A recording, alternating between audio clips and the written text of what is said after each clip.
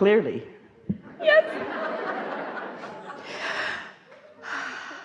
I was here in August, and I'm not a hot mess like I was then. I'm a little bit more down to earth, a little calm, a little more focused. You can only imagine what August was like. Oh my God. Okay. Thank you for picking me. Okay, I love you so much. Thank you. This is so profound. In the one thing after another, after another, after another, after another, and picking up those signals, so perfect, the thing that I thought about talking about. But it's two things, so hopefully we can. So everything has changed in the last 6 months since I sat here last. And I'm so happy, and everything is right on track and falling into place, and it's just getting better and better. And And the most important thing is I'm having fun along the way. I'm having fun. Not so much on track for another culmination, Okay. but on track because it's fun as I'm going along, yes? Yes, it's fun. It's half of fun. It's fun. It could be funner, but it's fun. So I started a company. I'm starting schools, and it's due to hearing some of the broadcasting on Abraham-Hicks audio, this type of school for kids, like might as well be a vortex school. So it's exciting, it's phenomenal, and it's amazing. And so when I see my future and what I'm experiencing in the beginning stages of something just so what was out of my league my whole life, it's just incredible. And so the millions of dollars that I want, everything's going to fall into place. But I kind of want to fine-tune that money thing, my beliefs, because when I thought about coming here, I thought, what has been such a deep-rooted belief in me for a very long time that I would want assistance with, and I think it has to do with money. Well, you see, what happens to so many of you is that, so we want to go back to this. Do you accept the concept of this vortex even though you can't see it? So you know that there are vibrations there that are getting bigger and bigger and bigger even though you can't see it, and maybe you're beginning to feel them. Mm-hmm. And so do you accept the concept that these vibrations become big enough that they become a thought or an idea? Mm-hmm. Like, I'm going to start a school, and you feel the exhilaration of that, so you know you were in the receiving mode of that. Mm-hmm. So do you understand that, yes, maybe, and we're putting a big maybe on this because it doesn't have to be this way. Maybe along your path a whole lot of money will come into place to help you. Mm-hmm. Maybe. Mm-hmm.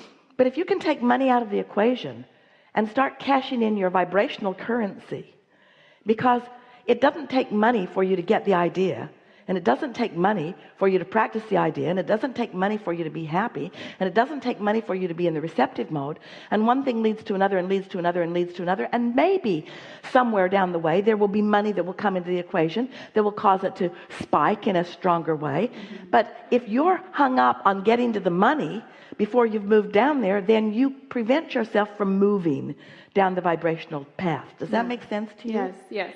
Part of the component is money is now a big part of everything. Accepting money from others and setting prices for things, and I just want everything to be free, and it's just, but I can't have everything free for everybody, and so I'm concerned that I've got some root beliefs around money that's going to inhibit me or other people. I'm in position to actually... That's why we're asking you to take money out of the equation, because everybody has those money hang-ups.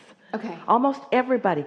All kinds of people talk to us, and many of them are not talking to us that we are just aware of, who have wonderful experiences, like our friend with the oboe, where they have found their alignment and they have become creative genius. They're flowing and flowing and flowing and flowing, and then they reach the place where they want to sell it or market it, and that's when they get bogged down almost every time, because it didn't take money to dream it, and it didn't take money to feel it, and it didn't take money to practice, and it didn't take money to create it, and it didn't take money to become brilliant. You see what we're getting at? But then they come to this big stumbling block that they and others have built, the barricades, that says, well, now if you're going to go further, it's going to require this. When Jerry and Esther began Esther made Jerry promise that he wouldn't tell anybody because she didn't want this weirdness to get out. And so as time went by and they were having benefit from it, Jerry said, what do you think about us just setting some events around the nation? They had a small newsletter that they were sending out. Everything was word of mouth.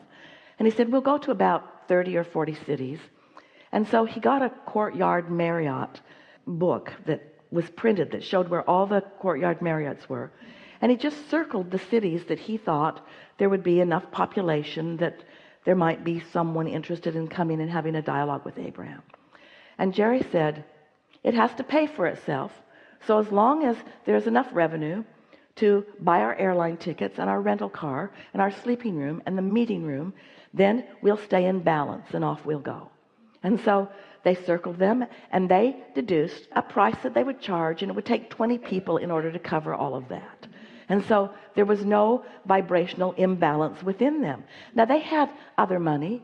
They had money from other business enterprises. But Jerry says, in order for us to know that this is working, it has to pay for itself. But he also knew that it was smart not to get his business bigger than his business. So they didn't rent the convention center. Okay. And they didn't buy a private jet. Esther's still pretty mad about that. And so what you want to do, you want to take money out of the equation. You want to just make sure that you are in balance. Okay. Because the thing that keeps almost everyone who has the potential of a magnificent fulfillment of their creative dream is that they put money, which they have been railing against for all of their life, in the middle of the equation, and then they use that as the reason not to be in the receptive mode, and then they don't match up with all of the things along the way that would lead them to what they want. So many people look at situations like what you're talking about, or anything in life, and if the motive to do it is the money, then they trip themselves up right away.